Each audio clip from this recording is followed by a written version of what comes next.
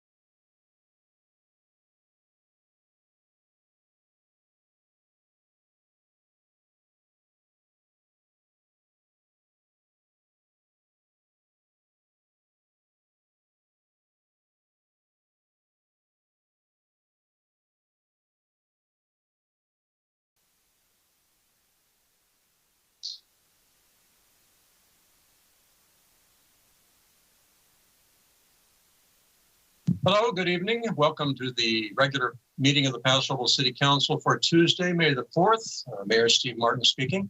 Before we get started, I would like to read the following. In compliance with the state and county shelter at home orders and as allowed by the Governor's Executive Order N-29-20, which allows for a deviation of teleconference rules required by the Ralph M. Brown Act, City Council meetings will be held by teleconference only until further notice. Rather than attending in person, residents should call 805-865-7276 to provide public comment via phone.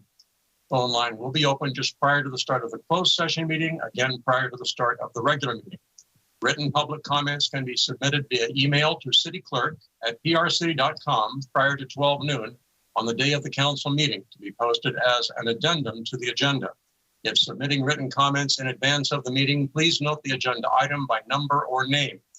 City council meetings will be live streamed during the meeting and also available to play later on YouTube by accessing the following link, www.prcity.com/YouTube. And with that, I would like to call the meeting to order, invite everyone to mute their microphones with the exception of Councilwoman Garcia, whom I will ask to give us the Pledge of Allegiance, please. Thank you, sir. I pledge allegiance to the flag of the United States of America and to the republic for which it stands, one nation, under God, indivisible, with liberty and justice for all. Thank you. For our invocation tonight, we have Reverend Barbara Miller. Reverend Miller, are you with us? Yes, I am. Welcome. Thank you. And let us pray. Loving, life-giving, and liberating God, source of wisdom and understanding, be present this evening with the City Council members, staff, and the people of Paso Robles who meet to discuss and make decisions for our city. Teach us in all things to seek your guidance to perceive what is right at this time for the people of Paso Robles, and grant us all the courage to pursue it and the grace to accomplish it. Amen. Thank you very much. May we have a roll call, please? Councilmember Garcia, Here. Councilmember Gregory, Here. Councilmember Hammond, Here. Councilmember Strong, Here. Mayor Martin. And I am present. Could we please have staff introductions? Warren Frace, Community Development Director. With me tonight is Darren Nash, our City Planner. Christopher Aleckel, Interim Public Works Director, joined by Ditas Esperanza, Capital Projects Engineer, Matt Thompson, Wastewater Resources Manager, and Kirk Gonzalez, Interim Water Resources Manager. Julie Dolan, Community Services Director, joined by Frida Berman, Maintenance Superintendent, and Linda Plesha, Recreation Services Manager. Ty Lewis, Chief of Police. Jonathan Stornetta, Fire Chief, joined by Randy Harris, Fire Marshal Battalion Chief. Ryan Cornell, Director of Administrative Services. With me tonight is Shannon Faust, Human Resources Manager. Sarah Johnson-Rios, Assistant City Manager, joined by Melissa Boyer, City Clerk, Paul Sloan, Economic Development Manager, Shauna Howenstein, Civic Engagement Coordinator, and Karen Jackson, IT Tech. Kimberly Hood, Interim City Attorney. And this is Greg Carpenter, Interim City Manager. Very good. Thank you very much. Prior to this regular meeting, we had a notice to close session meeting of the Paso Robles City Council. I would like to call upon the city attorney to let us know if there was any reportable action from that meeting. Thank you, Mayor. The council convened in closed session on several items as identified on the agenda. The first was conference with real property negotiators regarding the 625 Riverside Avenue property. As identified on the agenda, there's a conference with legal counsel regarding existing litigation for two cases, State Farm General Insurance Company versus Martinelli Landscaping Construction, Inc., and California Capital Insurance Company versus City of Paso Robles et al. Both cases are identified on the agenda. Next is a conference with real property negotiators regarding the 1345 Park Street item as identified on the agenda. Councilmember Hammond had identified prior to the closed session that he was recusing himself from that particular closed session item, which he did and was not participating or on the meeting for that item. And the last is a conference with real property negotiators regarding the Pioneer Park property as identified on the agenda. Council provided direction and received information, but there were no reportable action on any of the items in closed session. Thank you for that.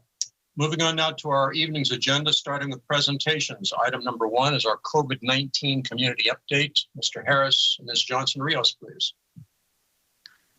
Good evening, Mayor Martin, members of the council. I'm Battalion Chief Randy Harris with Assistant City Manager Sarah Johnson-Rios here tonight to present you with the latest COVID-19 update. Give us just 1 second, please. Because our continued trends are in a positive direction, tonight's COVID presentation will be brief. SLO County remains in the orange tier and the number of active cases continue to drop. Next slide, please. As demands for vaccines have slowed, the county is redeploying staff to provide mobile vaccine clinics in the community. Organizations or businesses can request a vaccine event at their location, and the county can accommodate 25 to 200 people at one event. All 3 vaccines are available at those. The 3 county vaccine clinics are still open for now with limited days of operation. Next week in Paso Robles, the vaccine site is open Wednesday from 9 to 6 and Friday 9 to 3 and will accept walk-ins.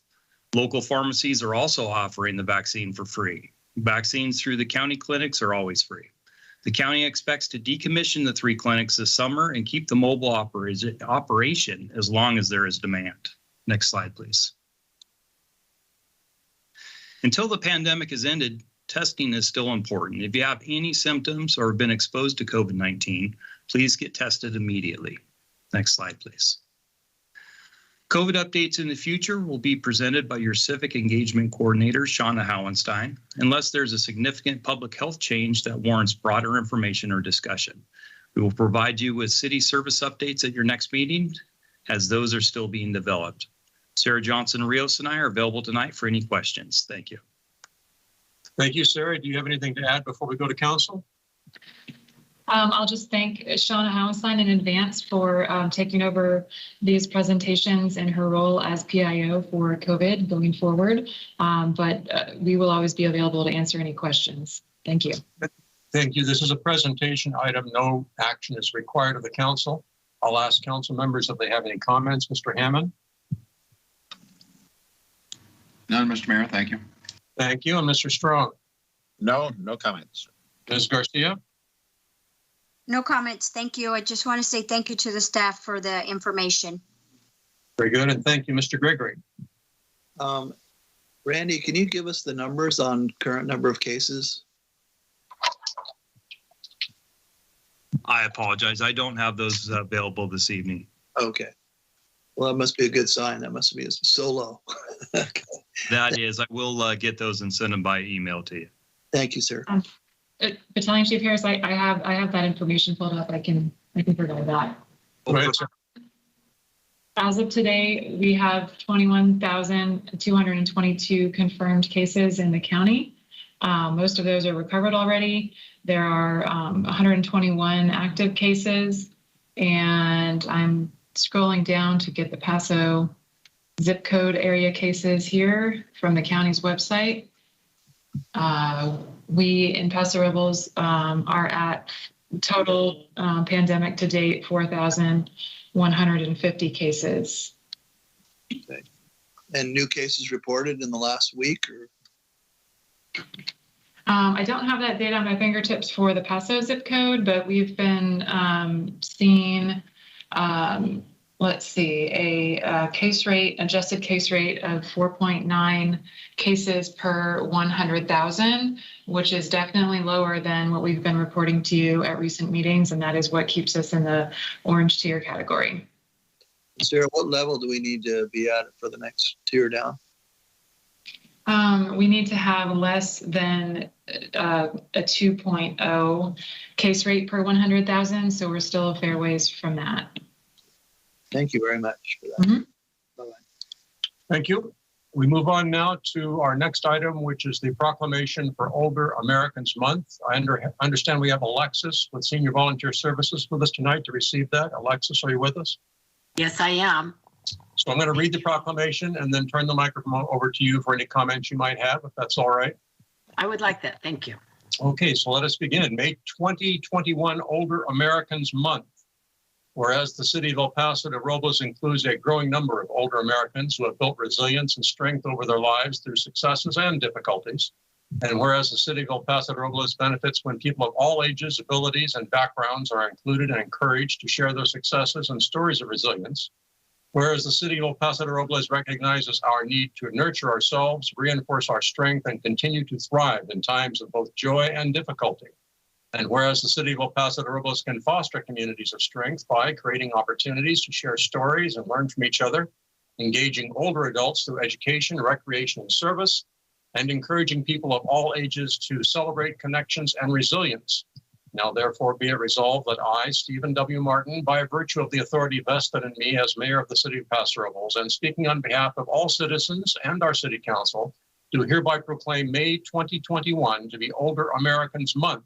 We urge every resident to recognize older adults and the people who support them as essential contributors to the strength of our community. Alexis, the microphone is yours. Thank you. And I want to thank this August group for renewing the contract with Senior Volunteer Services to manage the Senior Center. Clearly, by this proclamation, you are making it evident that you really have the best interest of the seniors in our community. May is a wonderful month to recognize the many seniors that we have in our community. For one thing, they bring a wealth of life experience, skills, education, and enthusiasm to our community that helps make it a more robust community. But also May is the time to acknowledge that we have many seniors who do not have enough food to eat. They are homebound because of one reason or another. They don't have enough money to pay their bills.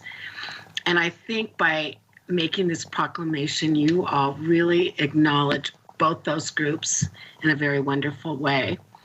And I want to just take a moment just to acknowledge also that the Paso Robles Senior Center, while we've been closed due to the pandemic, during the month of May, each week, we're going to have various activities. And one is called the Spring Fling, where it'll be outdoor activities where people can go to various spots, social distancing, and participate in some really fun activities. We're also doing 2 parking lot bingo, and that's been extremely well received. So while we can't have people come into the center, we are using the Senior Center during the month of May, since it is Older American Month. So anyway, I want to thank you for allowing me to speak and for letting me be here. Thank you very much for being with us tonight. We do appreciate it. Thank you. This is a proclamation and requires no action. I do have one request for a member of the public to speak. Mr. Guston, are you with us? Yes, I am. Dale Guston, 945 Spring Street, and I've been a citizen of Paso Robles since 1979 and practiced law for 35 years in Paso Robles. I was on the Chamber of Commerce Board of Directors when we started the first wine festival in 1983, and I'm currently on the Main Street Board of Directors. But during that time, I also served on the Senior Advisory Committee for many times. And during that time is when we constructed the Senior Center out on Scott Road. And I was one of the ones that helped push the city to get the size we got. Because at first they wanted to give us a downsize. And the Senior Advisory Committee, of which I was one, fought for getting the size we have now. And in fact, my name is on a plaque on the front of the building. But I'm 83 years old now, and I like to go downtown and shop, as do a lot of seniors. And I am aghast that you're giving this proclamation while you're refusing to give seniors the $5 senior pass. I've tried, and they refuse to give me one. I think that's elder abuse. I'm sorry.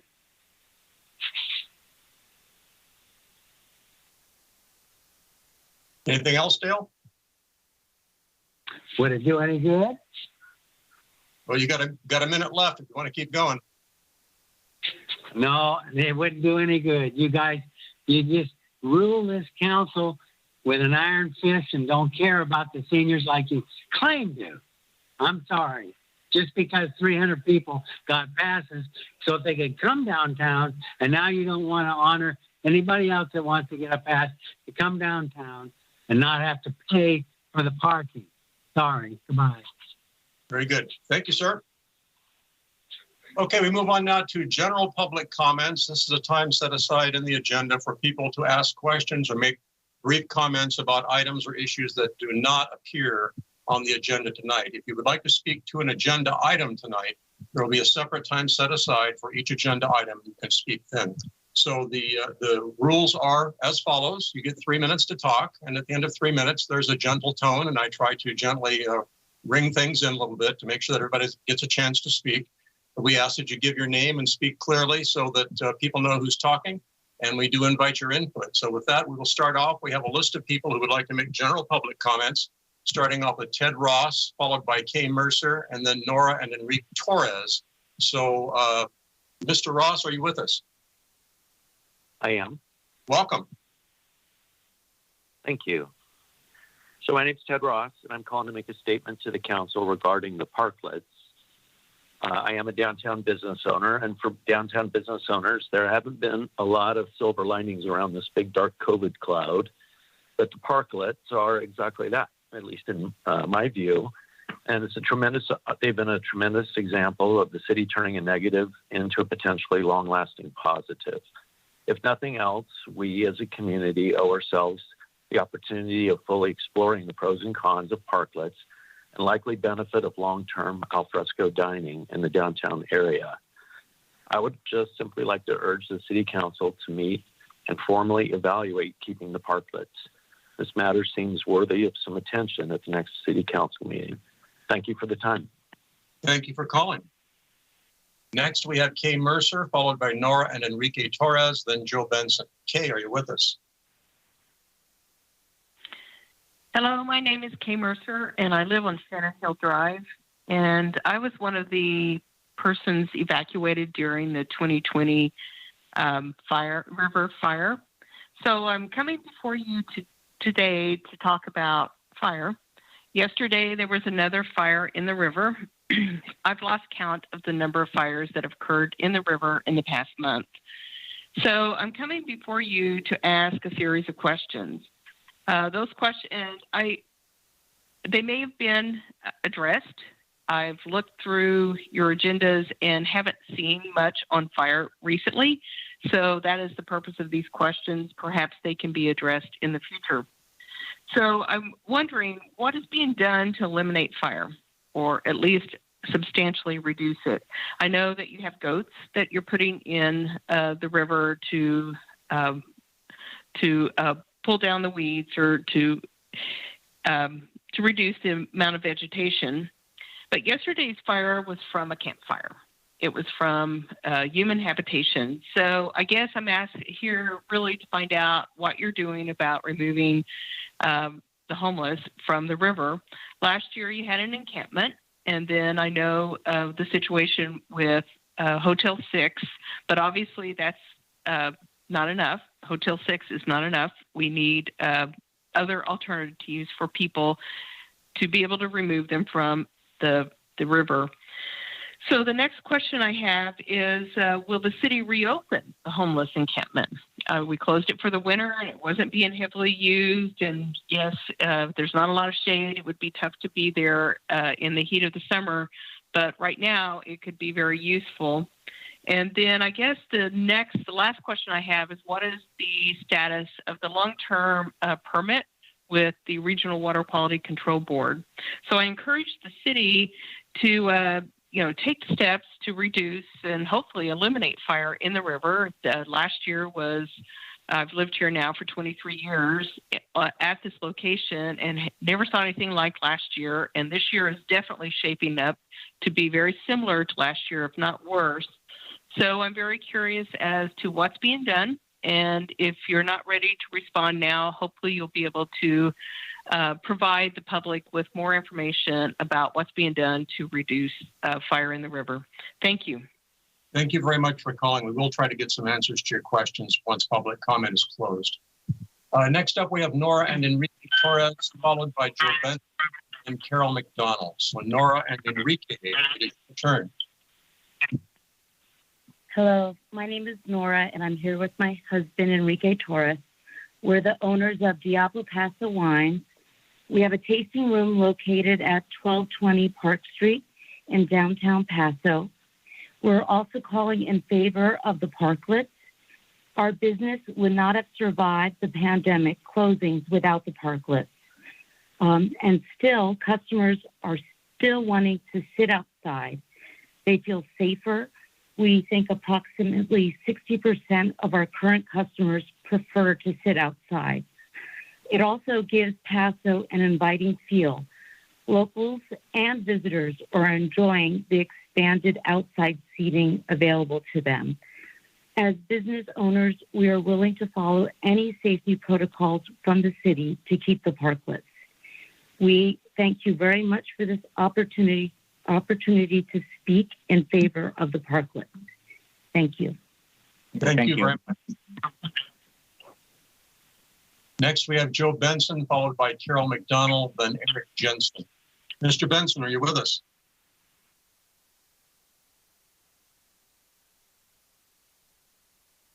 Mr. Benson?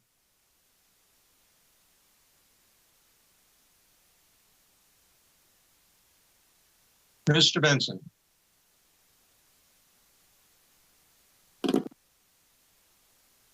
Okay, there may be some technical snafu. We'll come back to Mr. Benson if he signs back on.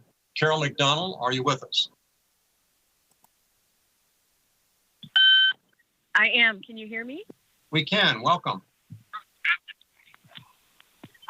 Yes, I am calling because, I'm Carol McDonald. I'm one of the owners of Il Cortile and La Cosecha downtown. I'm calling about the parklets as well. On the March 16th council meeting, when it was decided that we would take the parklets to October 31st, there was also a discussion about providing some outreach to community to see if there would be any desire to continue the parklets. After about 3 or 4 weeks, we realized that nothing had been done yet. So there's a group of people that have gotten together to put a program together to present to the council. We have one of our restaurants probably would not have made it without the parklets. And even if we go back to 100% inside, there are many, many people that do not feel comfortable sitting inside. So we want you to consider bringing this item to a new council meeting. Our program addresses all the concerns that we've heard, which include parking, revenue, community, and aesthetics. We are working very, very diligently to make sure that we cover all the bases, just so we have something to bring to the council meeting and to the city to make sure that we have a program that you can listen to. We're doing this because November 1st is going to come really, really quickly for us. And for over a year, we lost tons and tons and tons of money. 6 months of having our tables outside in a parklet may not make up for the lost revenue. We want you to consider putting us on the agenda for one of the future meetings, hopefully soon, and listen to the program that we have put together. We respectfully ask that you put it on an agenda item, and we hope that it will be one of the closer, hopefully within a month. Thank you for the time. Thank you for calling. Usually at the end of each council meeting, we have council comments. That's the time when council members can recommend items for agendas in the future. So is Mr. Benson on the line now? Do we have Mr. Benson? Yes, I am, Mr. Mayor. Welcome. Yes, sir. I am here. You're on. Thank you. Thank you. Apologies for the technical issue earlier. Good evening, Mr. Mayor and City Council members. My name is Joe Benson. I live in San Luis Obispo, and I'm here tonight in my capacity as the 2021 president of the County Bar Association. I'm here after a one-year delay due to COVID-19 restrictions. A special traveling exhibit from the Library of Congress has arrived in San Luis Obispo County. This exhibit commemorates the centennial anniversary of the 19th Amendment, which guaranteed and protected women's constitutional right to vote. So I think you would all agree the only thing better than celebrating the 100-year anniversary of a historical event is to celebrate the 101st anniversary. The exhibit is titled 100 Years After the 19th Amendment, Their Legacy and Our Future. It's a 7-banner freestanding exhibit which features historic photos and artifacts, details the story of the battle for ratification, highlights key moments in the suffrage movement, identifies issues of gender equality that remain today, and celebrates Black, Indigenous, Latina, and Asian American suffragists. This exhibit was curated by the Library of Congress and received a 2019 GDUSA American Graphic Design Award. The County Bar Association was able to obtain this exhibit in partnership with the League of Women Voters of San Luis Obispo County, the San Luis Obispo College of Law, the Women Lawyers Association of San Luis Obispo County, and 2 private donors. The exhibit is on display now at the San Luis Obispo County Public Library, that's at 995 Palm Street in San Luis, and will be there until September 18th before departing to its next city. It's free to view and open to the public. I hope you will help us get the word out in our county about this great exhibit. We're especially hopeful that we can make sure educators know about it and that students are provided an opportunity to view and learn from it. Thank you for your time, and I hope you'll go see the exhibit. Thank you. Thank you very much for the information. I do appreciate that. Next up, we have Eric Jensen, Jan Albin, Kristen Casillas. Mr. Jensen, you're with us. Hi, guys. Thanks for taking the call. I want to echo what a couple people have called in for already, and that is the parklets. From the first survey we did on these, I believe it was well over 70%. And, it's in my polling of business people and especially wineries, I am a winery owner, it's 100%. And a lot of people would say, well, we can't just do everything for the wineries. But I think in your decision, needing to put this on the docket to extend it permanently, you need to remember that 90% of those businesses were created based around wine tourism. And so, it's an extremely important part to us. We have wineries. When we didn't have hotels, the city didn't do that well. Now we've got nice restaurants downtown and shops, and we play off each other very well. And it brings the ambiance to our town that is unlike any other, and big proponent of it. Carol has put together a package she talked to me about today that will take care of your revenue questions. And you guys are going to have to come up with some real numbers, because we keep hearing anywhere from 120 a spot to, some number at 18,000 that's never been reality or existed. But the reality from a tourism standpoint and that ecosystem, they're just better. There's nobody that comes and visits Paso that says, oh, geez, I can't park downtown. I'm very disappointed. It's like going to Santa Monica and the Promenade or any city that has a promenade. They're packed. The businesses do well. They thrive. And so if we're into economic vitality and our job is to support our local businesses, we need to leave these. You guys did a great job at acting during the pandemic, and it saved pretty much every business down there because of your guys' persistence to make this happen. So it adds a lot to the city. I urge you to put it back on the agenda. Listen to Carol's. She's done some research and areas to repark people and revenues that they will generate so the city won't lose a dime. All it does is add to the city. So that's it. Thank you guys and have a great evening. Thank you for calling. Jan Album, followed by Kristen Casillas, then Lee Oliver. Jan, are you with us? I am there. Thank you. All right. Good evening, Mr. Mayor and council members. My name is Jan Albin, and I live in Quail Run Senior Estates. Mr. Mayor, on March 21st of 21, I emailed you with a concern and a request. The request was for the Parking Advisory Commission meetings to be recorded. Because these are neither videotaped nor recorded, there is no way to go back and listen to the discussion that took place during the meeting. The concern was that on March 3rd, 2021, the Advisory Commission watched and listened to a presentation by the city's parking division. In that presentation, they made certain requests for one employee's change in status and the addition of extra personnel to cover the new extended pay-to-park hours. The commission voted to approve what had been presented to them at that time. However, when it reached the City Council for their final approval, the request for that number of added personnel had increased from what had been approved by the Advisory Commission.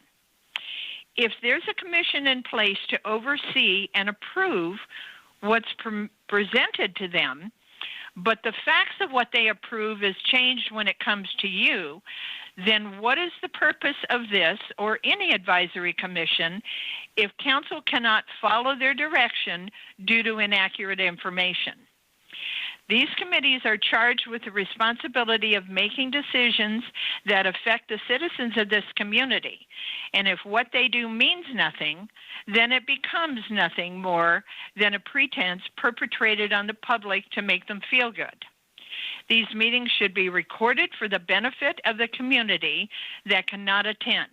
They should be recorded to prevent the change of pertinent facts and information. Although it's not yet listed on the city's agenda center, I believe the next Parking Advisory Commission meeting is on May 12th. And I trust that the very important discussion of the senior parking permit will be addressed at that time. This will be a meeting of a great deal of interest to the community. So my question to you, Mr. Mayor, is will this next advisory meeting be recorded for the public to hear at a later date? Thank you very much. Thank you for calling. Next, we have Kristen Casillas, followed by Lee Oliver, then Chris Rossi. Kristen, are you with us? Hi, this is Kristen Casillas. My husband and I own Orale Taqueria right downtown. My husband couldn't call in because tomorrow's Cinco de Mayo, so he's busy. But I wanted to call about the parklet, popular topic tonight. So first of all, just wanted to thank the council, the city, everyone that really had to turn on a dime to get that up when the pandemic really hit us the hardest. And as others have mentioned, you've saved our business as well as several of the other downtown businesses.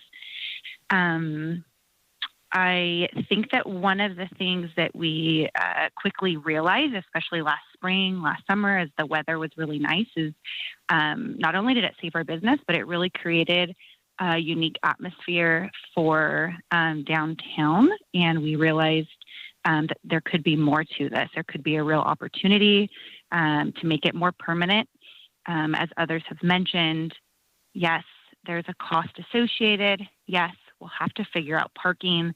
And yes, some of these structures are not the most beautiful, but it was a quick decisions were made to just get it up, and it was a little bit of survival mode. But I think that none of those challenges are ones that we can't overcome. And I think it's really worth the effort of us coming together to see what we can create. So my request is to add it to an upcoming meeting and just explore the idea of expanding it. Thanks. Thank you very much for calling. Next, we have Lee Oliver, followed by Chris Rossi. Lee, are you with us? Yes, I am. Welcome. Thank you. My name is Lee Oliver, and my wife and I are residents of Paso Robles. I, too, just wanted to call in regarding parklets. And I wanted to commend the council for initiating the program in the first place. We eat out fairly often at our downtown restaurants, and I think they're key to our economy. And I just wanted to support the idea of considering a more permanent program, as others have mentioned. And I hope you'll put it on the council agenda for a future meeting. Thank you. Thank you very much for calling. And now we have Chris Rossi. Chris, welcome.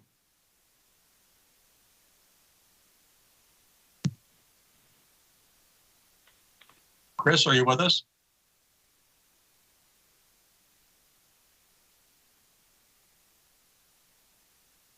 Chris, are you with us? You don't touch. They open the line to you. Chris, you're on. Yeah. Welcome. You're on the air. They open the line over there. Don't touch the phone.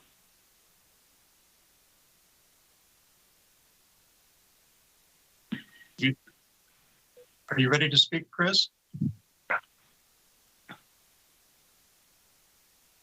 It's not there.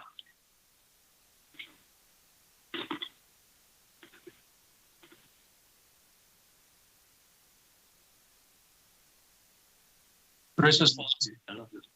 Hello. Can anyone hear us? Hello. Chris is the last person on the list to speak for public comment. Chris, are you available?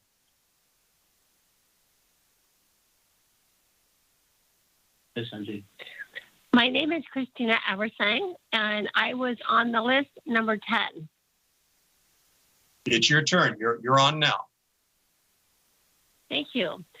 My husband and I are the owners of Paso Robles Seafood. We have been here in Paso Robles since 2003. We endured the earthquake with all of you guys.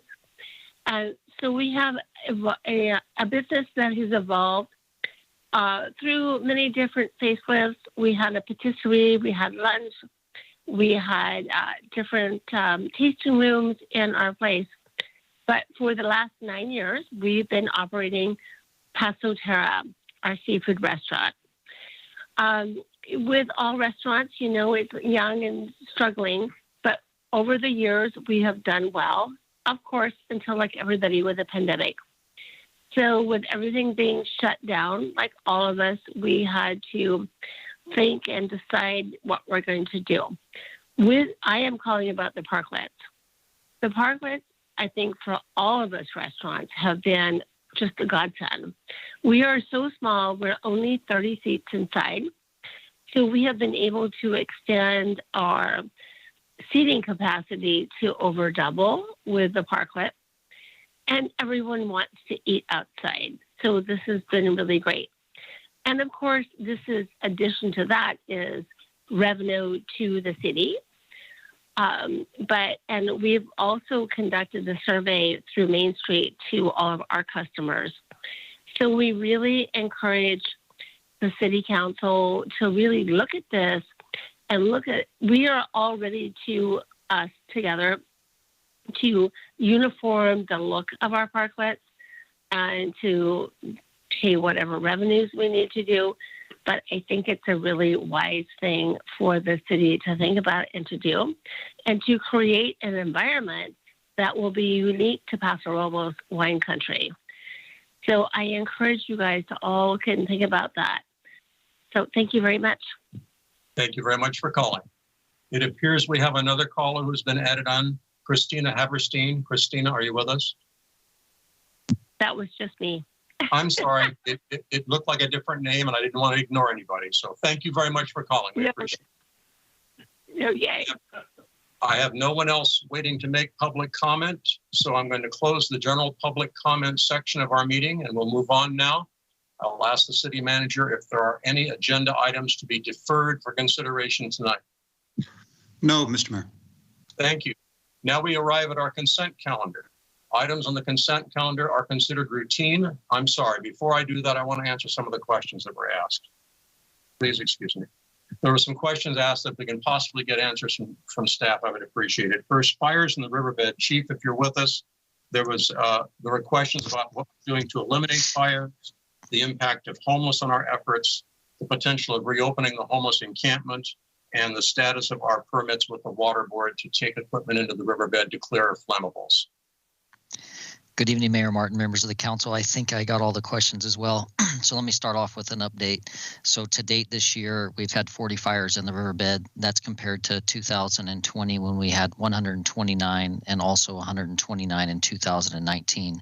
And those do just reflect the fires that are in the riverbed. So the majority of those fires we are finding are human caused. And we're continuing to move forward with mitigation efforts in the riverbed. So an update on our progress with where we are with Regional Water Board and Fish and Wildlife. So 10 months ago, we initiated the process to obtain a permit with Regional Water Quality Control Board. This process included a mitigation plan and a full CEQA of the riverbed, so a CEQA of the 485 acres that the riverbed encompasses. We participated in a public hearing on April 16th with the Regional Water Board, and they gave conceptual approval of our mitigation plan. And actually today we received in an email official notice that our plan had been approved. So the process through the Regional Water Board needed to be completed before we initiated the process and a permit with Fish and Wildlife. But we did initiate conversations with Fish and Wildlife on April 15th, one day prior to our hearing, because we felt we had a good plan and we thought that we would receive approval on that. And then on April 28th, we received notice from Fish and Wildlife that we could move forward with goats to mitigate grazing, or just to have grazing in the riverbed to mitigate some of the flashy fuels that we see down there. But we have not received a permit yet, and there's no mechanical vegetation mitigation allowed in the riverbed until we have a permit in hand. Fish and Wildlife estimates it's going to be 90 days before we receive that permit, so that puts us around June 29th. We anticipate that the weather will not be conducive in late June to be down there with mechanical equipment, because it's one, we don't want those down there with the weather conditions, the fire weather conditions, and the heat as hot as we expect it to be. So as far as what actions are currently being taken, we've placed 100 goats in the riverbed starting today. Our goal is to at least graze 85 acres, and we plan on expanding that where we can.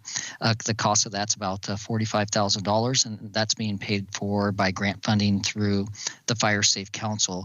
We estimate at its height we'll have 300 to 500 goats in the riverbed. And that should take care of all the questions the caller had as far as the fire side. As far as the people living in the riverbed, I will defer that to our Chief of Police, Chief Lewis. Yes, Mr. Mayor and Council. Pardon me. Thank you for the question, community question. So as Council is aware, our Community Action Team, also known as our CAT team, regularly patrols the riverbed. In fact, we have an appointment with our new interim city manager for this Thursday to give him a tour of the riverbed as well, to show the current conditions. I don't think it's a surprise to anybody in the community or the council that we are constantly struggling with making sure that we support our fire team. We've to date spent over $50,000 in cleanup efforts in the riverbed out of the police department's budget. We expended all of the funds that we had budgeted for this year. Council approved an additional $50,000 to help us get through the end of the year to continue our cleanup efforts. We continue working with our partners at ECHO to provide housing for as many of the homeless that we can.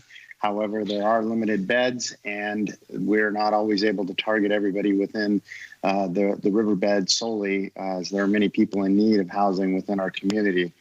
Our plan is to expand the CAT team as our staffing increases. We've updated council regularly at the last few meetings about our recruitment efforts and our expansion efforts through the J20 funds. We're hopeful that over the next 12 months, we'll have approximately 6 to 7 more police officers hired, which will allow us to expand the CAT team and be able to continue our efforts within the riverbed. Unfortunately, absence and changes within the criminal justice system, including Supreme Court case law, we're still, or I should rather say, 9th District support court decisions. We're still able to take limited enforcement action within the riverbed, which doesn't always include, quote unquote, evicting them. With that, I'm happy to answer any specific questions council members might have. Thanks, Chief. Another question that was asked was if there were any plans to reopen the temporary encampment that we'd implemented previously. I don't think there have been any conversations about that. That encampment was very expensive, and if my perception is correct, not very well utilized. We didn't have a great population using it, so not the most effective way to address homelessness in the riverbed. And through my conversations with law enforcement and also with homeless services people at the county level, one of the real challenges here is not necessarily finding housing for people who want it, although that continues to be a challenge. It's not a problem that's been solved, but you always have a certain number of people who prefer to be in the riverbed.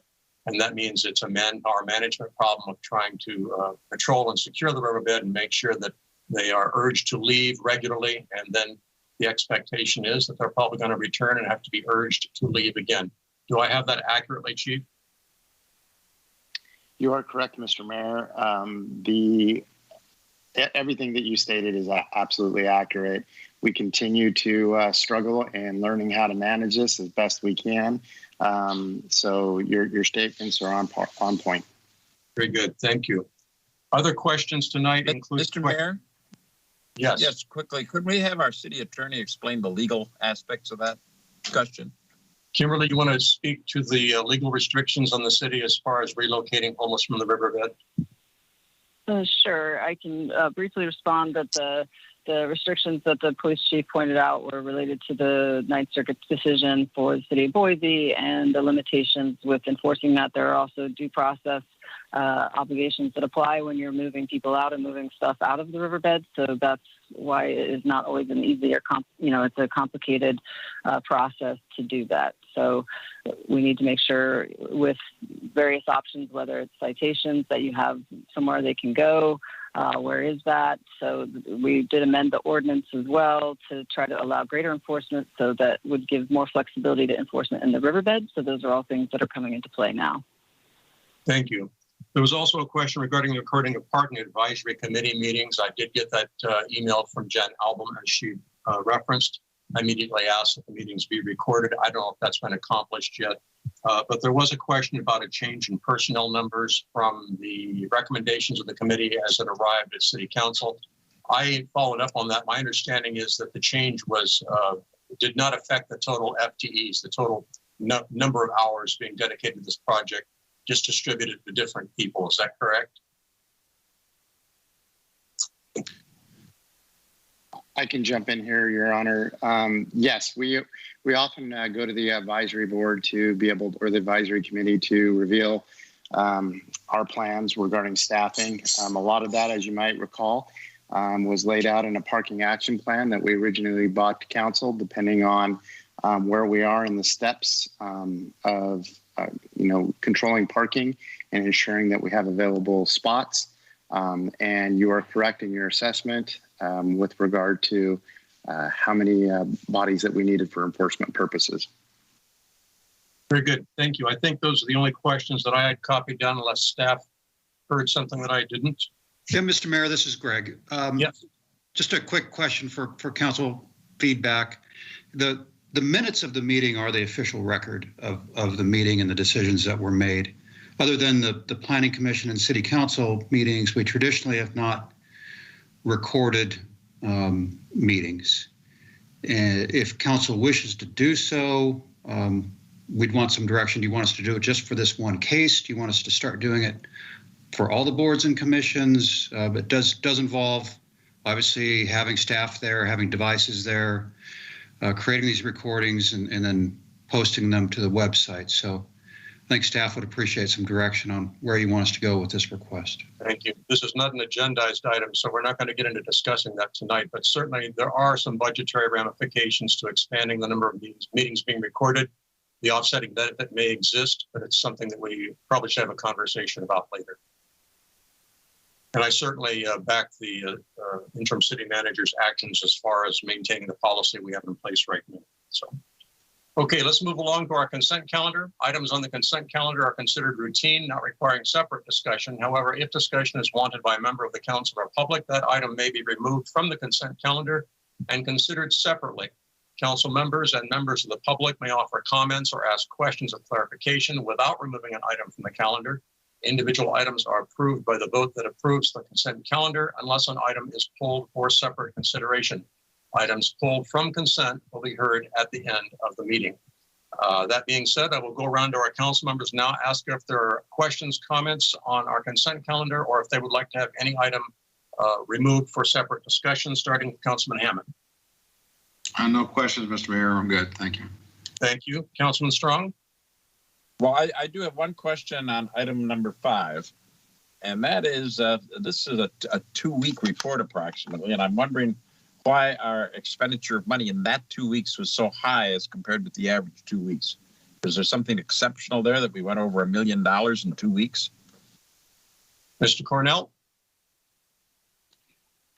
Yes, thank you, Mr. Strong. I did a quick review of all of our past check runs recently, and this is actually the 3rd lowest check run we've had in a 2-week period this fiscal year. So really? Typically our check runs tend to be in the neighborhood of $2 to $3 million, depending on capital improvement projects. So how much total budget are we actually dealing with? Because that wouldn't square with the budget we approved for just our general fund. Correct. Well, the warrant register includes all of city funds and all of actually city warrants that get paid to. Typically, we hover right around 93 to 95% of budget appropriations. Okay, I think it's important for the public to understand that this isn't necessarily just general fund expenditures. This could be grant funds we've received that we're now spending. It could be federal or state money that is coming for specific things, correct? That is correct. Okay. And I just want to make sure the public understands that we're not being wasteful of their money. Thank you. Thank you, Councilwoman Garcia. No questions. Thank you, sir. Thank you, Councilman Gregory. No questions. Thank you. Thank you. We have one person waiting to comment on the consent calendar. Mr. Borst, are you with us? Hey, I'm here. Good evening. You're on. You wanted to discuss that now, or did you want to delay it? I'm not sure what you're referring to, sir. Do you have a comment on a consent calendar item, or would you like to have one pulled for separate? Yes, I wanted to pull number 9. Pull number 9. Very good. Number 9 will be pulled. Anything else? That's on the sewer rates? That's correct. Okay, so that item has been pulled for separate consideration. Thank you, sir. I don't see anyone else in the public waiting to ask a question, so I am going to close that portion of the public comment, bring it back now to the council, starting with Councilman Hammond, please. No further comment. We can make a motion anytime you're ready, Mr. Mayor. Okay, let's go around one time and then we'll come back to you. Mr. Strong? I'll be happy to second an approval. Thank you, Ms. Garcia. Nothing to add. Thank you, sir. Thank you, Mr. Gregory. Nothing to add. Thank you. Thank you, Mr. Hammond. Your motion, please. Mr. Mayor, I'd like to go ahead and approve for consent items 3 through 8 and 9 through 10. Okay, 9 has been pulled for separate consideration. Yeah, excuse me, 10. I'm sorry. Very good. And I'll second that.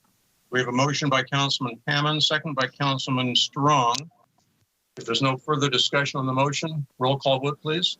Councilmember Hammond. Aye. Councilmember Strong. Aye. Councilmember Garcia. Aye. Councilmember Gregory.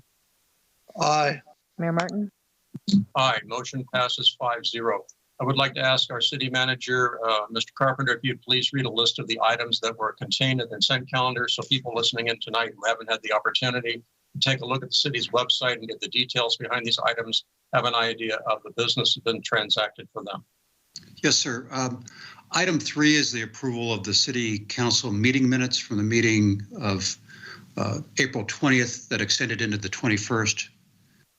Item 4 is the approval of the city council special meeting minutes for the meeting on April 21st. Those were discussion of commission and board appointments. Item 5, as discussed, was a receipt of the warrant register, which includes expenditures from all funds, as Councilmember Strong pointed out. Item 6 was the receipt of the monthly investment portfolio for the months of January, February, and March of this year. Item 7 was the approval of a lease extension for the property at 625 Riverside Avenue. That's the city's corporation yard where the vehicle maintenance and parks maintenance facilities are housed. We lease that property. We need to lease it for an additional period of time while a permanent facility is located and established. So that item extends the lease for 2 years with a 1-year option. Item 8 is the first of several annual actions to initiate the levying of fees for Landscape and Lighting District Number 1 and Drainage Maintenance District 2008-1. Item 9 was pulled for further discussion.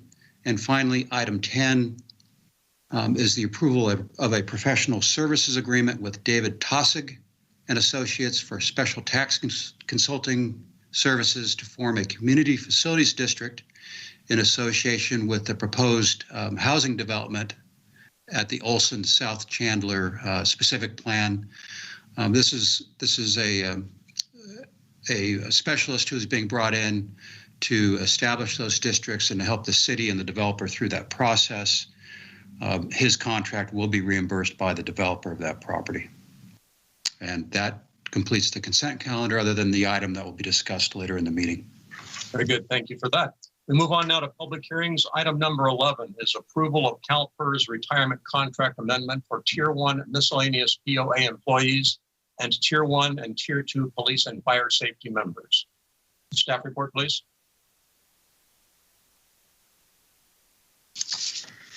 Good evening, Mayor Martin and council members. During the April 6th council meeting last month, I brought before you the initial steps to amend the city's retirement contract with Calpers. As you may recall, the city's contract covers 3 classifications of employees: police safety, fire safety, and miscellaneous. And within each of these classifications, there are 3 different benefit levels, also known as tiers, all of which require contributions from both employees and the city. The labor agreements council approved in early 2020 provide for certain members, based on classification and tier, to contribute an additional 2 to 5% toward retirement costs over the course of the 3-year contracts.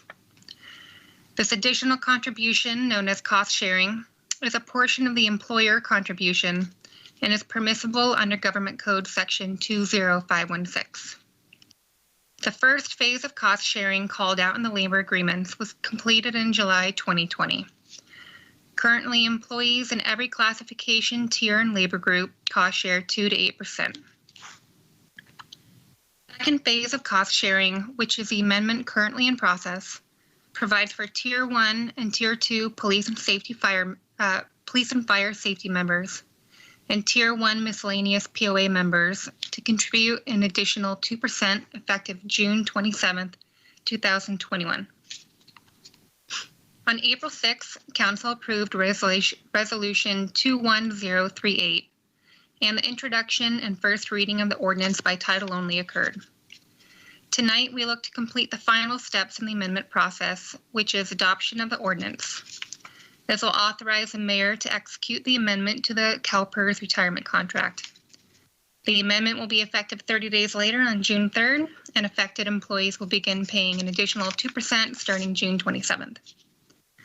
The city's last scheduled contract amendment will occur in June 2022 and will provide for Tier 1 miscellaneous POA members to cost share an additional 1%.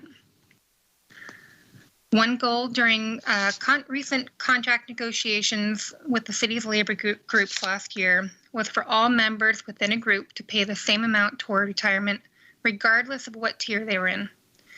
Completion of the last phase of cost sharing next year will result in having achieved this goal. That concludes my presentation tonight, and I'm happy to answer any questions you may have. Thank you very much. Our procedure, as usual, is for council members to ask questions of clarification of staff, and we'll go to public comment, then we come back for council discussion regarding action. So with questions of staff, we start with Councilman Hammond, please. Thank you, Mr. Mayor. I have nothing for Shannon. Thank you. Thank you. Councilman Strong. No questions. Thank you. Councilwoman Garcia. No questions, sir. Thank you. Thank you. And Councilman Gregory. No questions. Thank you, Mayor. Thank you. I have no one waiting in queue according to my list for public comment, so I'm going to open and close public comment on this issue, bring it back to the council for discussion and action. Mr. Hammond? No other further comment, and make a motion whenever you like. Okay, let's go around one time just to be sure. Mr. Strong? I believe this is all in accord with the contracts that we have signed, so no questions. Thank you. Councilwoman Garcia? No questions, sir. Thank you. Mr. Gregory? Ready to second the item. Thank you. Thank you. Your motion, Mr. Hammond? I'd like to go ahead and adopt ordinance number 1109, the ordinance of the City Council authorizing the amendment to the contract between the City Council and the City of El Paso de Robles and the Board of Administration for the California Public Employees Retirement System, which authorizes the amendment to the Calpers retirement contract for the city's Tier 1 miscellaneous POA members and Tier 1 and Tier 2 of the police and fire safety members. Second by Gregory. I have a motion by Councilman Hammond, second by Councilman Gregory. If there's no further discussion on the motion, roll call vote, please. Councilmember Hammond, Aye. Councilmember Gregory, Aye. Councilmember Garcia, Aye.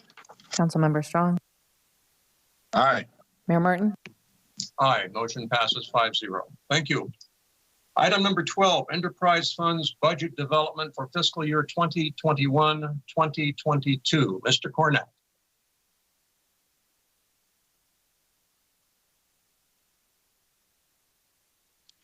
Thank you, Mr. Mayor and City Council. Ryan Cornell, Director of Administrative Services. Tonight, I will continue our budget conversation and touch base specifically on the city's enterprise funds. Those are the city's water, sewer, and airport operations. As required by law, monies generated out of these enterprise funds can only be spent for those related services. So in other words, monies generated for water service cannot be funded towards a police officer salary unless somehow that police officer is working for the water enterprise. But at any rate, the city's budget is broken into different funds. I also like to consider funds almost as like standalone businesses. So there's, the city's in the police business and it's in the fire and emergency services business. Granted, those two businesses are all part of the general fund. The water, the sewer, and the airport funds have their own standalone funds. And that is kind of the purpose of tonight, is to talk about each one of those revenue sources and the expenditures proposed for the upcoming fiscal year. In totality, a big picture with all city-wide activity, the enterprise funds represent about 28% of the overall expenditures expended. The general fund, just as a reference, including the Measure E12 and J20 funds, is about 38%. So after tonight's presentation, when combined with the April 20th presentation, which included the general fund and the CIP fund, we pretty much touched base on about 88% of the expenditures the city expends. But first, let's jump into water fund revenues. The majority of the water fund revenues come strictly from simply rates. Like over 90% of it is driven by rates. And so you can see that in this chart where we have actual activity for fiscal years 18-19, kind of what we're projecting for the rest of this fiscal year, and then what's estimated for next year. So that large pink line is revenues generated solely from rates. As you go from left to right, you'll see decent increases in those rates from 18-19 to 2021, but then beginning in 21-22, that pink line starts to flatten out. The reason for that is back in October of 2015, Council approved a series of rate increases for the water, with the last one taking effect of January of 2021. So needless to say, a water rate study needs to be conducted because these rate studies are crucial, not only to the budget process, but really to the sustainability of the fund. So we are currently underway with a capital master plan that kind of outlines all of our capital needs over the next long-term period. Once that is complete, we will move into the rate study. So we can expect kind of those results to be presented to City Council probably right around this time next year for that. The other noticeable variance in revenues, when you look at this graph, is that one purple line shown in fiscal year 18-19. It's not really necessarily a revenue. It is money coming into the fund, but that was the debt issuance for the 24th Street Reservoir project. So there is a corresponding significant increase in capital cost, which I'll show in the next slide. It just happened to be in the next fiscal year. So just so everybody understands that the proceeds from the debt was received in one year and expended the following year in 18-19. That's why you see that darker purple line so large. So as you can see here, these are the water fund expenditure history. The water fund, or really the enterprise funds overall, are a little bit different when you look at the general fund. On the general fund side, we really do try to segregate operating ongoing needs funded by the general fund with the capital needs. The enterprise funds, we kind of combine those two together. It's not as necessary for those because we are doing these rate studies that do look at the 10-year horizon and make sure that both the capital and operational needs are met. Versus on the general fund side, right? We want to make sure that we're protecting our core main services, police, fire, and streets. And so we kind of try to tackle those separately, even though they are both funded with taxes. But for the upcoming year, when you look at prior years, there's not a whole lot of changes in activity. We are keeping the personnel staffing levels consistent as in prior year. You can kind of see that in the light pink line shown in the bottom. There's not a whole lot of increases from year over year. Really, there's not a whole lot of increases in the operating expenses either. There is a little bit of a jump up in fiscal year 21-22, but please remember that when we budget, we don't usually spend 100% of budget. So in all actuality, I do expect that the operating expenses to probably fall in line to historical trends. That lighter blue line, the middle line shown there, is the water fund's single largest expense, and that's related to the Nacimiento water line project. This is maintained by the county of San Luis Obispo, and that cost there represents the city's portion. It represents about $6 million each year.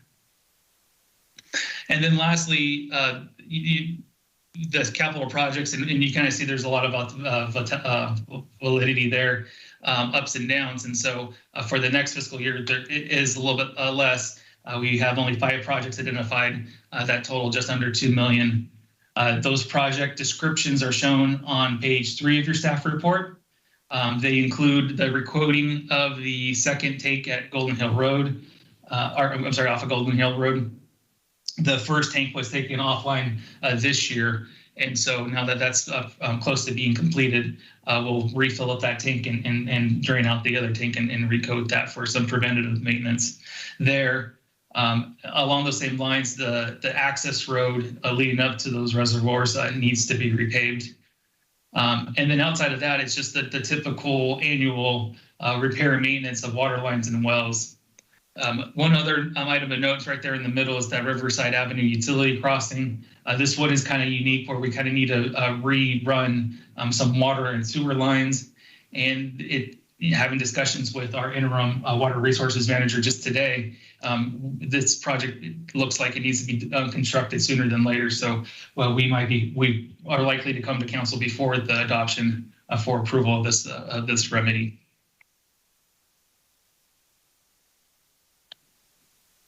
On this slide here, it breaks down water fund expenditures, not necessarily by what we call object or function, but rather by function. So as you can see, the allocation, is pretty much retrieving, treating, and delivering the water to our customers.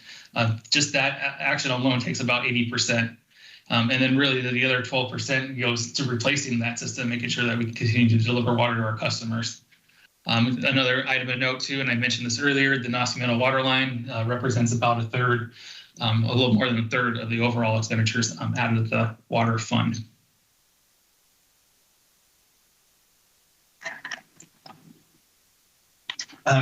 Excuse me, moving on to the wastewater fund, the sewer fund. This budget for this upcoming year was fairly easy for me, only because we recently completed the rate study. and the rates that were approved by City Council at the last meeting. So the proposed budget is exactly the same cash flow needs analysis that was identified in the rate study. So this graph represents revenues and expenditures combined side by side with that blue line representing fund reserves. One of the main reasons why the sewer fund needed a rate increase was because the reserves were anticipated to be just only $2 million, which isn't a whole lot considering the $12 million enterprise. So as you can see, with this look forward period, the blue line, even with the significant rate increases, slowly increases over time to an adequate and appropriate level. The second item of note is to kind of make sure that our not only our revenues are exceeding expenditures, but that we need to be meeting our debt service coverage. When the city upgraded the wastewater treatment facilities as well as the tertiary treatment facilities, the state loan that the city went into has some requirements to make sure that our revenues are being generated enough to meet those debt payments. And so again, with this, again, the importance of having that rate study conducted and approved, kind of make sure that not only our fund reserves are being met, but that debt service coverage is being maintained as well. The allocations of the wastewater fund is shown here. The vast majority, 62%, goes to treating the waste generated by users. Another 12% is getting that waste to the treatment plant from each individual residence and business. And then again, 9-10% or so to maintain and repair and rehabilitate the infrastructure there. There are only 3 projects anticipated for the wastewater fund for the upcoming year.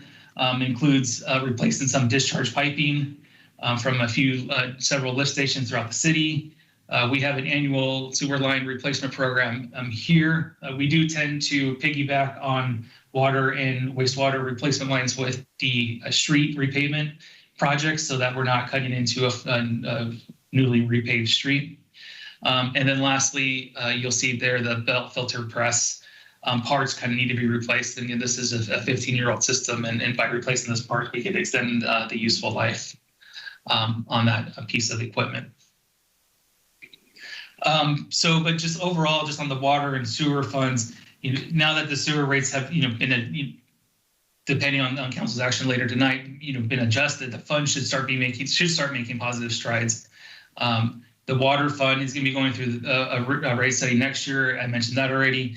Again, that makes sure that fund continues to stay healthy. But really, when we start shifting over to the airport enterprise, it is a little bit different in that realm. What I mean by is the majority of the revenues that the airport fund generates is from the long-term land lease agreements that we entered. So that's kind of really more market-driven than anything else. But overall, the airport fund generates about $1 million a year. This year we received a little bit more because we had the state of California rent out some space for a short term of time, so that enhanced the airport revenues for this one fiscal year. But moving forward, we were still kind of anticipating hovering right around $1 million. Now for the fiscal year 21-22, there is a significant increase in revenues there. That's related to a FAA grant-funded CAP project. The project includes lighting upgrades. So the total cost of that project is about actually $1.2 million, with the FAA kicking in about $1 million towards that project. So the local match is minimal for the city. But outside of that major CIP project, there are some repair and maintenance being recommended to the parking lot area. And then on the operational side, there's no really changes of note. The operations at the airport continue to be ran by one airport manager and one maintenance worker. So that concludes my presentation for tonight, Mr. Mayor. Just to recap real quick on the overall budget process, including tonight, we've held 5 separate sessions on the budget. In all actuality, we've had several updates throughout the year, and especially this time last year when we were going through COVID. But very briefly, we went through the financial forecast and goal envisioning sessions that in February and March time, and then we dove heavily into the general fund, specifically the proposal of how the Measure J20 monies will be spent on the basic needs packages of police, fire, and streets.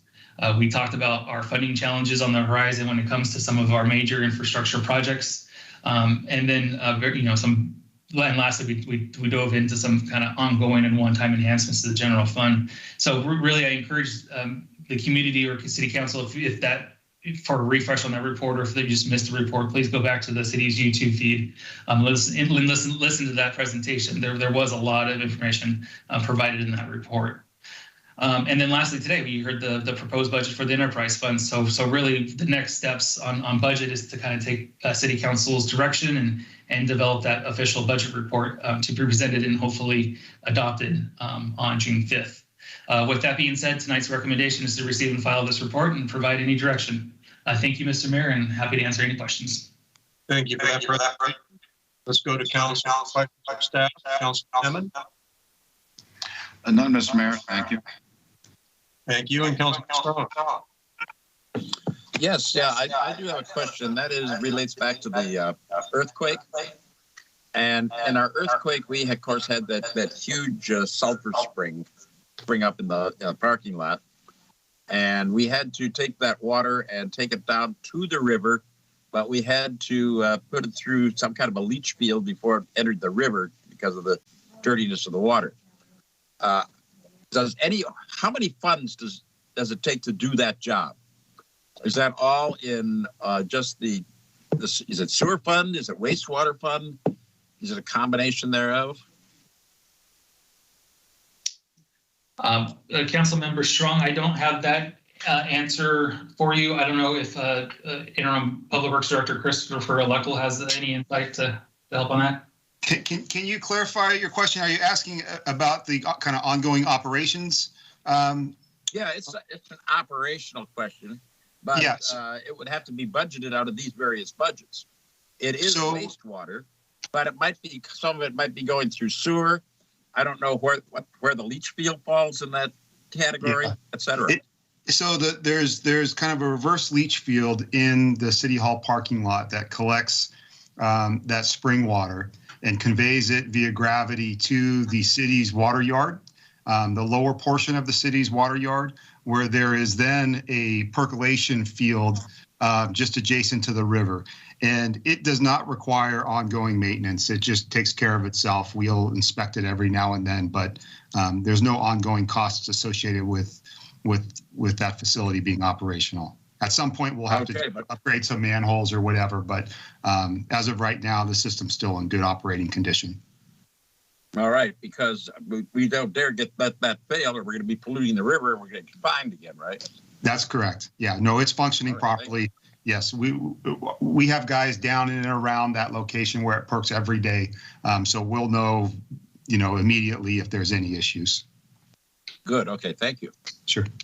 Thank you, Councilwoman Garcia. No questions. Thank you, sir. Thank you, Councilman Gregory. No questions at this time. Very good. I'm going to open this to public comment. I see no one in line for public comment. I will close public comment, bring it back to the council. Mr. Hammond. No further, just receive and file, I think is the action, but I have no further comment. Okay, any further comment, Mr. Strong? No, I'll second that motion. Thank you, Ms. Garcia. No, sir. Mr. Gregory? I do have a question about, so this will be the last time we review the budget until our budget adoption on June 15th. Does staff think we may need a little bit of touch or questions on that before the final adoption? Because that would be our last day to approve it prior to the end of the year, correct? Yes, sir. That is the current intention, is to bring a final product to City Council for approval on June 15th. We do have options. We have another second meeting in May and the first meeting in June too, to bring back any clarifications for both the council and the community if need be. And then if the other council people haven't seen it, Ryan very nicely sent out another package on the budget items, 5 pages long and very detailed and very detail oriented. So I appreciate that. So thank you. Very good. I believe I have a motion from Councilman Hammond to receive and file, seconded by Councilman Strong. If there's no further discussion on the motion. Roll call vote, please. Councilmember Hammond, Aye. Councilmember Strong, Aye. Councilmember Garcia, Aye. Councilmember Gregory, Aye. Mayor Martin. Aye. Motion passes 5-0. We come now to the item that was withdrawn from our consent calendar tonight. Item number 9, adoption of ordinance amending Paso Robles Municipal Code Section 14.16.020 regarding the sewer wastewater service charges. Before we get to the public comment from the person who asked us to withdraw this, could we get just a short thumbnail from city staff on this item and why it's before us tonight? Yes. Good evening, Mayor and council members. This is Matt Thompson, city's wastewater resources manager. And beginning on February 2nd, City Council considered many alternatives for adjustments to city sewer rates. City Council requested staff come back, or directed staff come back on February 16th to begin the public notification process of adjusting sewer rates. And the adjustments to sewer rates included significant increases in sewer rates in order to pay for additional expenses associated with the city's wastewater system. And after February 16th, the city began the public process of notifying all of the city's 10,300 plus sewer customers of the opportunity to protest the proposed sewer rate increases. And that notice was sent out at least 45 days prior to a scheduled April 20th protest hearing. City Council conducted that protest hearing on April 20th.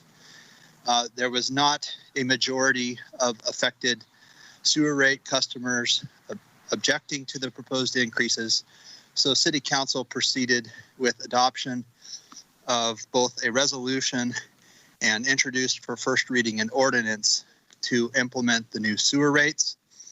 Tonight's item is the second reading of an ordinance to implement the sewer rates.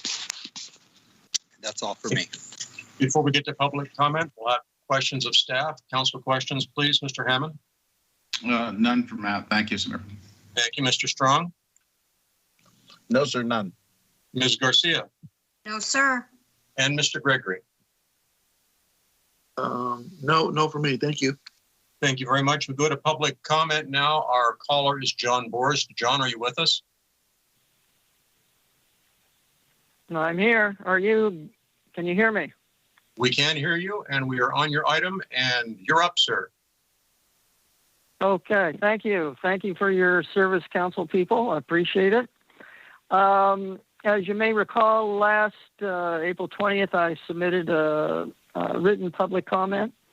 On that written public comment, I had several questions that I posed. At this time, I'll just ask a couple that appeared there. Perhaps you would be so kind to answer them at this time, or you can certainly provide a written response. First question was the when I say BWA, by the way, that stands for the Bartell Wells Associates. So the BWA study identified cost allocation transfers from the general fund for each rate increase year. What are these transfers? What do they constitute? Shall I continue? Hello? I'm sorry, I was muted. Yes, we'll get your questions answered when you ask them all, so please continue. Okay. The second, I guess you'd say, topic that I have questions about was based upon my reading of the BWA study. No funds are previously identified or proposed in that study for the design and construction of the irrigation system, that is the recycled water distribution system. Reading the annual report on the wastewater treatment plant, statement is made, timing for completion of the recycled water distribution system depends on the city securing SRF financing. The question is has the city yet secured financing for that distribution system? As a follow-on to that same thought, do the proposed sewer rates that were recently, or charges that were recently approved, do they hide any funding for this recycled water distribution system? And my last question is, how much of the intended recycled water distribution system, or the irrigation project, is complete or constructed? Okay, Want me to repeat any of those? No, I got them written down here, and I'm sure staff has noted them also. Okay, thank you. Thank you very much for your call. I don't see anyone else waiting to comment on this item. I'm going to close public comment, bring it back for discussion, and ask staff if they could please address Mr. Borse's questions. Yes, good evening. This is Matt Thompson again. I will do my best to answer those questions. The costs identified in the Bartle Wells Associates study of moving some of the sewer funds to the general fund is to cover the sewer funds overhead associated with the support it receives from departments such as the city manager's office, information technology, administrative services. That's just the cost of the city sewer fund being under the umbrella of the larger city organization. And the second question, with regards to the recycled water distribution system, the city is pursuing financing from the state's revolving fund loan program for the financing of the entire capital costs of the recycled water distribution system. Our financial plan for that project is for the future sales of recycled water to the users of recycled water to pay back the financing for this recycled water distribution system. And the city has incurred some costs for the design of the recycled water distribution system. Our intent is to roll the costs, those design costs, those soft costs, into the revolving fund loan for the recycled water distribution system as soon as the city receives that loan from the state of California, which is pending. We are basically waiting our turn for the state of California to enter into a financing agreement with the city for that loan. I think that addresses it. If there's any more questions, I'd be glad to answer those. I think the last question was something to the effect of how much of this irrigation system has been completed. Yes, good question. So the city has completed the design of the recycled water distribution system, and one segment of the distribution system is in Union Road, fronting Barney Schwartz Park. And City Council will recall that the city recently did a full depth restoration, in fact, streetscape improvements of Union Road.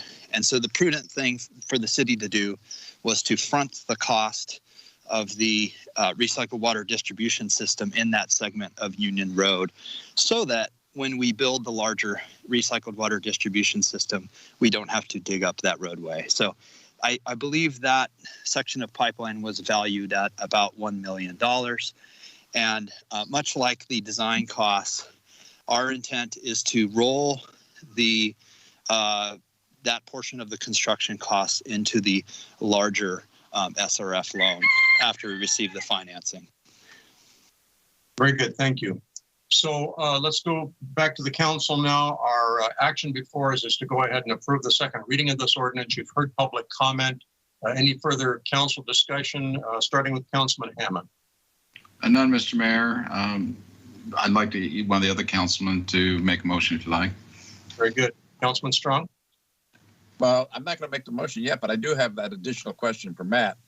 And that is, since we put that in so to prevent our having to dig that road up after it was just completed and totally rebuilt, did we have any idea what it would have cost had we gone the other way around and not spent the money up front for the $1 million? How much more would it have cost if we had to dig up that road, then put it in, and then replace that road back to the condition it's supposed to be in? Yeah, I mean, had we not put the pipeline in that roadway, this is a large diameter pipeline and would have required extensive removal of asphalt, trenching into the subsurface, and to restore that roadway would have been significantly more expensive. I would say 30 to 40% more than what the city paid to include it or put it in ahead of the roadway improvements. Okay, so we're approximately saving $300,000 to $400,000 by doing it the way we did and spending that money out front when the dollars go farther. Correct? That's correct. Okay, thank you very much. That's all. Thank you, Councilwoman Garcia. No questions. Thank you, sir. Thank you, Councilman Gregory.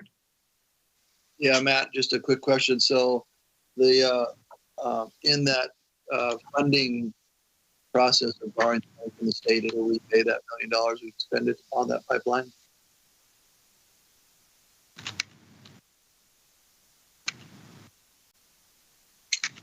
That makes it.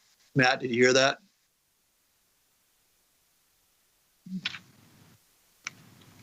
Matt, if you're talking, you're muted.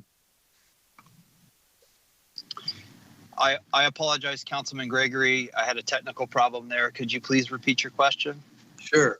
So the $1 million we spent under Union Road is going to go back in for refinancing with the state financing you're seeking?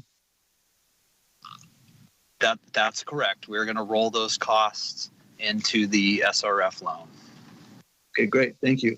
So I'd like to make an motion to go ahead and approve the adoption of ordinance Municipal Code Section 14.16.020 regarding the sewer wastewater service charges. Do we have a second? I'll second it. Motion by Councilman Gregory, second by Councilman Strong. If there's no further discussion on the motion, roll call vote, please. Councilmember Gregory. Aye. Councilmember Strong. Aye. Councilmember Garcia. Aye. Councilmember Hammond. Aye. Mayor Martin. Aye. Motion passes 5-0. Mayor Martin? Yes. Mr. Gregory. I might want to make the motion a little different because it is a little more detailed. So I'm going to make a motion again in addition to that one. Okay. I move that we adopt ordinance number 1110, amending section 14. Oh, shoot, I just lost my page. Hold on a second. Okay. 14.16.020. Right, of the Paso Robles Municipal Code regarding sewer wastewater service charges. Okay, so this is a clarifying motion supporting your previous motion. Yes, correct. Thank you. Mr. And Strong? I'll second that. Motion and a second. There's no further discussion. Roll call, please. Councilmember Gregory. Aye. Councilmember Strong. Aye. Councilmember Garcia. Aye. Councilmember Hammond. Aye. Mayor Martin. Aye. Motion passes 5-0. Now we come to council business and committee reports. Before we get into individual reports, we had numerous requests tonight regarding the issue of parklets and whether or not we would agendize a discussion item in the future. Now is not the time to discuss parklets, only to discuss whether or not we want to discuss parklets. So comments, Mr. Hammond? Thank you, Mr. Mayor. I personally don't really want to get back into it right now. I think we've made our motion to clear till they can use them essentially till November 1st. Maybe next year or maybe later in the year if we have some council time available. We are pretty booked with all kinds of things going on. But I don't have a whole lot of interest into doing this at this time. Well, I'm ready to listen to other colleagues, though. Thank you. Thank you. Mr. Strong? Well, I think there's a number of options that could go forward besides just extending the parklets themselves as they currently exist. So I would say we might want to refer this back either to the parking committee and or the staff for some study and comments and a report back to us, and bring that report back to us, say in about 60 to 90 days. That would be my view. Councilwoman Garcia? Yes, sir. With the public calling in today, I feel that I would like to hear the information that they have found. It sounded like they were saying that they were getting together and they have a committee, so I would like to at least hear their ideas. And I'm not sure who's head of that committee, but I'm willing to hear what their ideas are and what their what information they have. Thank you. Thank you. And Mr. Gregory, since you recused yourself on this issue previously, I'm not going to ask for your input on this one. Thank you. I understand the interest in continuing the parklet situation. Obviously, we acted quickly as a council to make sure that this was undertaken to support our restaurants through the pandemic. I think that obviously our restaurants and our people have seen the benefits of what it can yield for the community, but I don't want to rush this into a situation where we have to backtrack a lot. I appreciate the fact that these folks have put together a lot of information, but as we've seen often, folks put together a lot of information without really knowing some of the legal restraints and some of the other things that affect us. We wind up going in kind of a loop.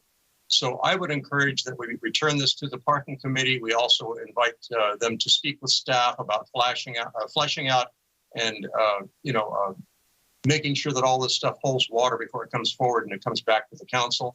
I think that, I personally, when we discussed the parklet issue, I entertained the notion of seasonal parklet programs. I think that's something that needs to be fleshed out. So I think there's a lot more work that needs to be done before we bring this back to the council as a presentation.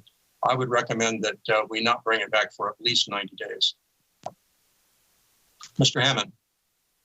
I would agree. Again, there's much, when we open up this, there's much to talk about with regard to where they're going to go, how large they're going to be, what kind of design they're going to be, how much are they going to pay for. I mean, there is a lot involved. And again, if the public wants to make a survey and bring things forward to staff and develop some sort of report, I'll be happy to listen. But there's this is not just going back into what we did, a year ago. That was an emergency mode. We're not there now anymore. And again, if we're going to even consider anything like this, I mean, I want to have design involved, and therefore maybe the planning commission to get some sort of a standardized look. And then when are we going to do these things? Special events only, or all the time, certain times of the summer, whatever. You see, there's a lot here to start kind of figuring out, and there's a lot to bring on paper, and then we can discuss and debate. So as of right now, like I said, staff's got a lot on their hands. I just don't want to load them up with a whole lot of extra things that really won't go anywhere unless we, as a council, say, yeah, we're really, really energized in this. But I think there's a lot of report work that has to be done first before we make a decision. Thank you. So, Mr. Strong, any further comments? I think that you've hit on the things, and I think 90 days would be fine for them to get to staff and to take it to the parking committee and get some kind of a general report back to us with a recommendation for possibly a future hearing or not after that period. But I'd say 90 days is a good time period to get something more additional information to us that's meaningful. Thank you. Very good. Councilwoman Garcia. Yes, sir. I agree with my other council members. I would just like for the committee to get the report together and design plans for sure. What's it going to look like? all those details would be great to know before opening it back up. Thank you, sir. Very good. So I'm hearing consensus for a direction to staff that we would ask that anyone interested in discussing the parklet program should get on the agenda with the Parking Commission, and also seek out staff input into some of the technical aspects of parklets on a long-term basis. The council wouldn't be ready to see this again for a minimum of 90 days. Does that sound correct? Yes, sir. Okay, let's move on then. Council Business Committee reports, starting off with Mr. Hammond. Thank you, Mr. Mayor. After our last meeting, I think it was that continuation from Wednesday, had 2 meetings on Thursday. It was Nacimiento Water, and it was the Airport Commission. Those 2 things met last week. Nothing really to report back to the council, nothing of anything concern. Thank you. Thank you, Councilman Strong. Well, a lot of activity, but it wasn't really many meetings. I've had conversations with staff at various levels. Our LoSAN district for the Pacific Surfliner is talking with the state about possibly acquiring additional right-of-way and extending their routes all the way up to the Bay Area. And that would definitely affect us here in Paso Robles, and something I think we've expressed an interest in. And that's moving forward. And let's see, we had we had a lot of special council meetings too that took place. But other than that, dealing with the public and answering questions and helping people, that was about it. Wasn't a whole lot. Weren't a whole lot of special meetings. I've got some coming up very soon, starting tomorrow morning, but not in the last 2 weeks. Very good. Thank you, sir. Councilwoman Garcia. Yes, sir. Thank you. Just the City Council meeting part 2 and the interviews for our committees. And I just want to report on that as well, that I really appreciate all the people that volunteer for our community. And it was really nice to hear their passion to be on a board or a committee. That's all I have, sir. Thank you. Thank you, Councilman Gregory. Yeah, I'd also like to thank everybody who applied for the different positions on the commissions and also on the advisory group for J20 funds. I think we wrapped all that up. I also attended the meeting with the Paso Robles Joint Unified School District with Mayor Martin.